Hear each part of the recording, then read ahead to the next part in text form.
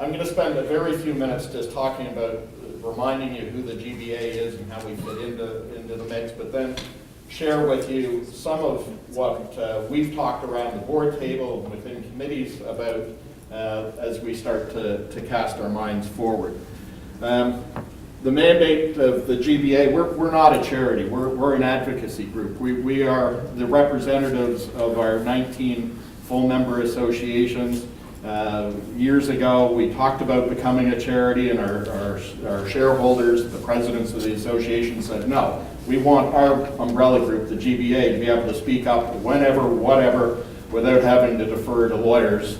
Our focus is very much around communications with government, and specifically to work on ecosystem and careful stewardship. The board is structured like this. The left side is internal governance stuff.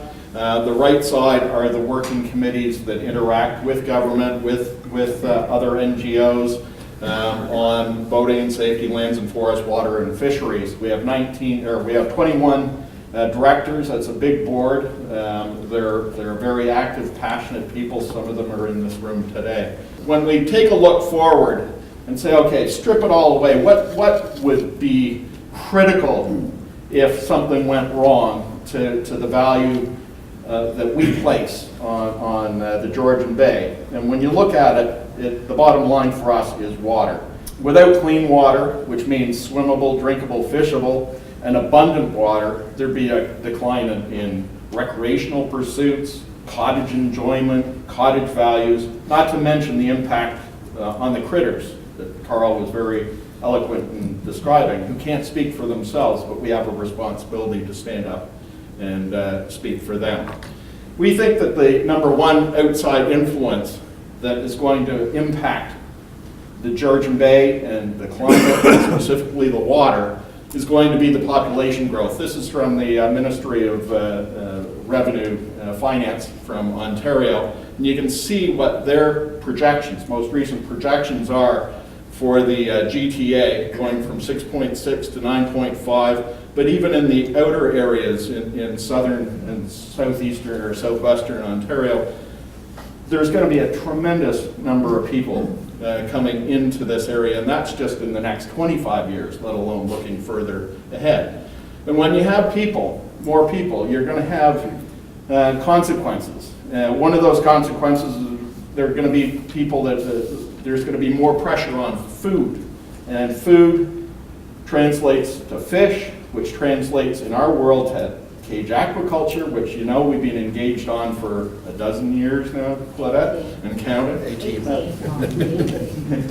And we have to be looking at sustainable practices in everything that we do. There are going to be more boats. Thanks, Bob Snyder, for providing this snapshot to us of a flotilla in Cog Machine. But there are going to be more people that are wanting to share the resources. There are going to be more pressure on recreation for recreation properties, and this is just the extreme end of what you can start to see the shoreline. I don't see many critters coexisting comfortably in that picture.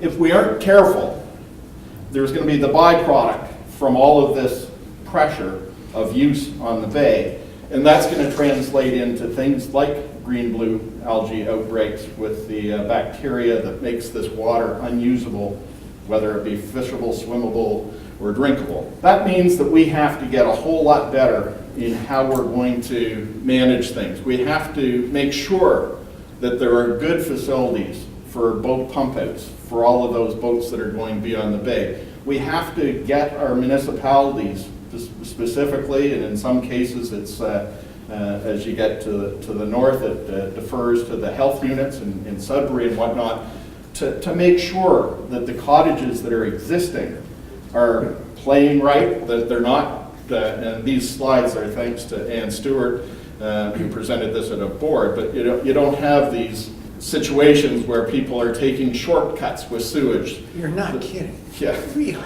That their septic systems are up to snuff. We're going to be dependent on working with the scientists, GBF and others, to try and gauge what the impact of aging septic beds are going to be. We've been told by the experts that septic beds, tile beds, maybe 45, 50 years at a pinch, depending on use. Well, a lot of our septic beds right now on the bay are getting to that best before date. We don't know what's going to happen at the end of that. Does the tile bed totally saturate with nutrients to the point where they start leaching directly into the bay? These are the sorts of things that we're going to be looking to science to help us with, but also the municipalities to run roughshod on, because there are a lot of people out there that have aging systems. The second outside influence is climate change. You know, we've all breathed a heavy sigh of relief over the last couple of years. After 2013, we had that all-time low. But the scientists tell us that get ready, because undoubtedly you're going to test the low lows again in the foreseeable future. So we can't get complacent. We have to lean on our science experts to help us figure out if there's a way of not only living with lower water, but mitigating against lower water. And I know that a number of groups are very involved in that.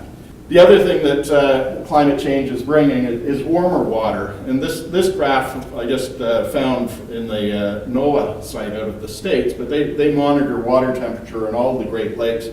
And you can see that the water temperature curve has been hotter this past year than previous years.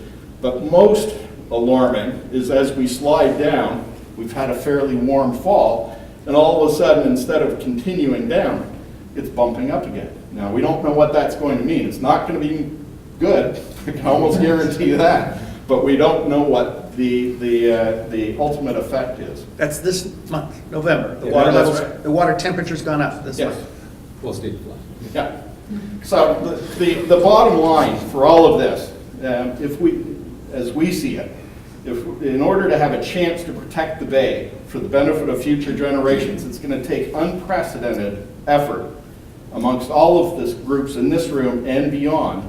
Better communication, better cooperation between all stakeholders, including governments at all levels, including working more closely, and in some cases for the first time with the First Nations on a lot of these issues, working with the NGOs, working with the individual cottagers, picking up on the point that was made earlier. We've got to get into the heads of all of the cottagers on the bay, and boaters for that matter.